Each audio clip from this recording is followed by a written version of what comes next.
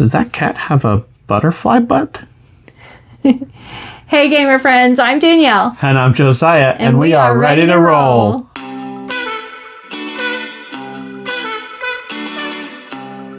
We're going to be reviewing a new game that we just recently got to play called Wondrous Creatures. It's a 2024 game, but it's new to us in 2025. Yeah, so this was on our game haul. Yep. Video, and we've mentioned it a couple of times because we were able to play it a few times. We wanted to give it its, I don't know, what would you say? Give it its due. Yes. Yeah. We thought we would give a full review of this game, and then you guys can make a decision on your own whether or not you think it's worth it. Right.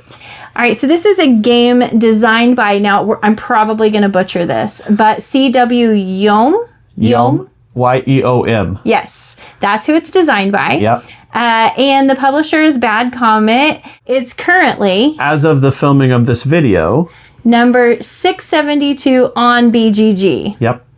And currently, the weight is 3.0. We know that's going to change because more and more people will vote on it, and it'll kind of fluctuate a little. Yeah. Yeah.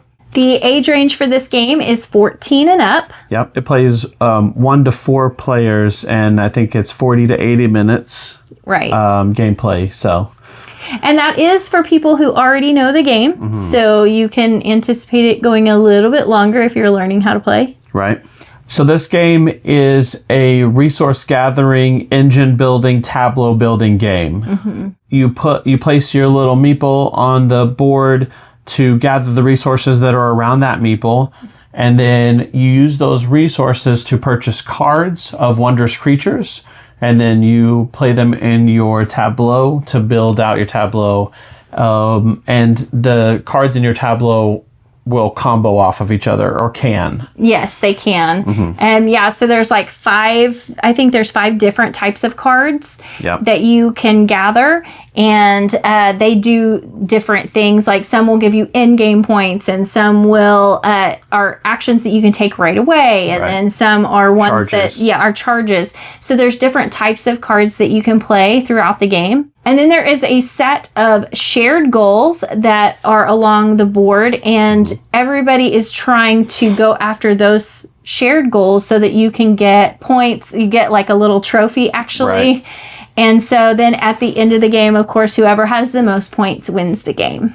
So my favorite part of the game was actually building out your tableau, like getting to play each of those creatures.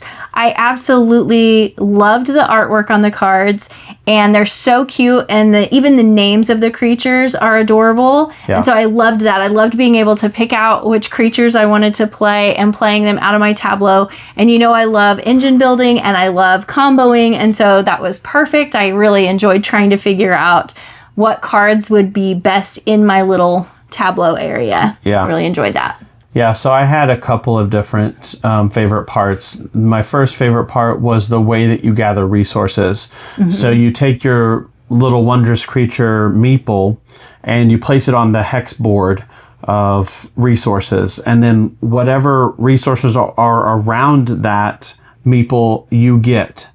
And then there are ways with the butterfly net that you can actually get a separate resource that's like a special resource inside of a resource even. It's really cool, really sort of innovative for me, at least in the games that I've played where you're gathering resources.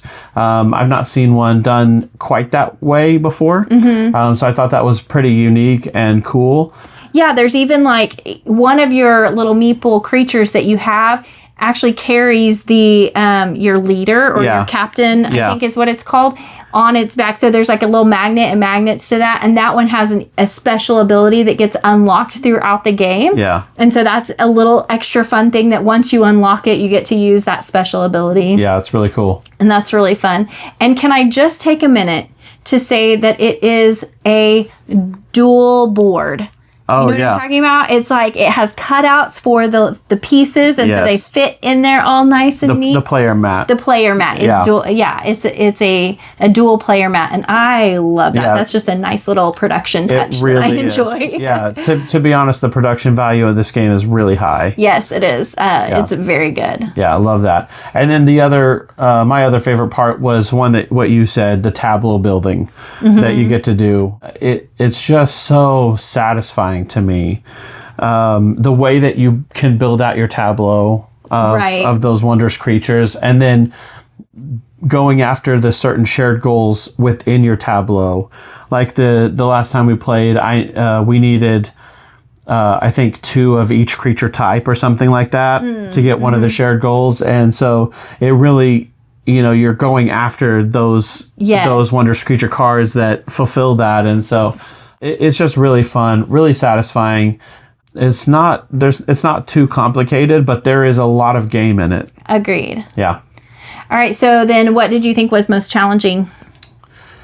So the most challenging part was occasionally we ran into spots where we didn't have enough cards. Right. It ran a little card dry. And so you had to have certain cards that got you more cards.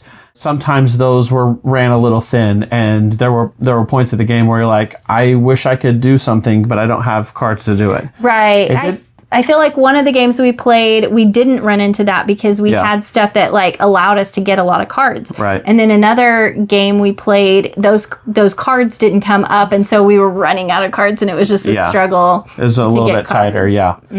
But I still had fun in the game. It didn't damage the game's reputation for me too much. It was a little bit frustrating, but it wasn't like, oh, this ruins the game. It wasn't like that for me.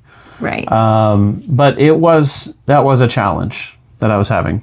Yeah, I could see that definitely. Yeah, so the other challenging thing was the shared goals are sometimes really tough to get. Yeah. So there's all different ones, and if you're the first one to get it, you get more points. Right. And you get the trophy, the extra little trophy. Yeah. And so you're trying to get those things, and sometimes those cards don't come out. So there is an element of whatever cards come out.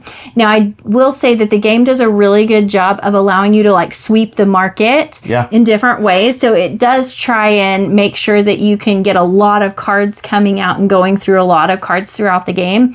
But occasionally it did seem like I was really struggling to get some of those cards that I really needed to fulfill some of those goals. Yeah. So what surprised you the most about this game? Okay, so like a lot of resource management games, the resources are tight enough that it forces you to make decisions in the game. And that's what the tight resources are there for in games, is so it forces you to have to make decisions. You can't do everything that you want. Right. And so I felt like this had that, but at the same time, it didn't feel so tight that it was restrictive. Super restrictive, yeah. Yeah, so I felt like they struck a really good balance in that. I think that's hard to come by sometimes. And so I feel like that was a really good surprise that it was, yes, restricting, and at the same time, I was able to really get some resources that I wanted and feel satisfied that I got to do some things on my turn. Yeah, absolutely. So what surprised me about this game is that if you know anything about me, you'll know that engine building is not something that I'm super great at. I would say it's the mechanism that I struggle with the most, probably. And this one just made sense to me. Yes, it's an engine builder that just immediately clicked with me, and that is really surprising. I did not expect that. Right, so much so that he actually destroyed me in this game. Yeah. And so, and usually I win, especially on the first play of an engine builder. I typically am the one who's going to win, and that did not happen with this game. Right. All right, so let's talk about who we think would enjoy this type of game. I think that it really hits that mid to heavy Euro point. Yeah. Probably if you're a heavy Euro gamer, then you're not going to think that this is heavy. You're probably going to put it right in the mid category. If you just play middle of the road Euros, then this is going to be on that a little bit higher end. Yeah. What do you think about that? I would agree with that. Yeah, I would say that it is definitely in the mid range for Euro games. But I could see your point that if you only play light games or maybe light to mid games, you would think it's a little heavier. But I think it's probably right in the mid section of Euro games. Yeah, and I think anybody who loves engine building, this is going to be a good game for them. Or if you like things having cards that combo off of other cards, that this is going to be a good one for that. Definitely, and also people who are attracted to a game based on art or theme. This is a heavy draw for that because it just is very inviting. It's a beautiful box. It looks like a book. It does. If I turn it sideways, it looks like a book on a shelf. Yes. And it's just super cool. It really is. It's got to be the top game that we have as far as box design. I agree. It looks so good on the shelf. Yeah. And so, I think it's going to draw people who are drawn to beautiful art, beautiful boxes, design and theme and things of that nature. Definitely inviting in that way. Yeah. Let's talk rating. Okay. It's a pretty easy A for me. Oh yeah, it's an easy A for me as well. Yeah, it is a great game and one that we'll play for a long time. I agree with that. It's definitely in that A category. The only thing that keeps it from being like an A plus or even in the S category is that because we won't be able to play it quite often enough to like know the cards and the iconography really, really well. It does slow down the game to have to like read each of the cards. Yeah. And so that is the drawback. That's keeping it from being in that like A plus category, but it is solidly in the A. It is a great game. Absolutely. Yeah. I mean, if we only had 10 games and this was one of those, then it would probably be an A plus or S game for us. I agree. Yeah. Anyway, that is our review of Wondrous Creatures. If you enjoyed this video, please like and subscribe. And tell us down below in the comments what you think of this game. We would love to hear about it. Or which expansion, if you've played the expansion content, what expansions do you think are worth it? Yeah, let us know. Thanks for watching. We'll see you next time. Bye.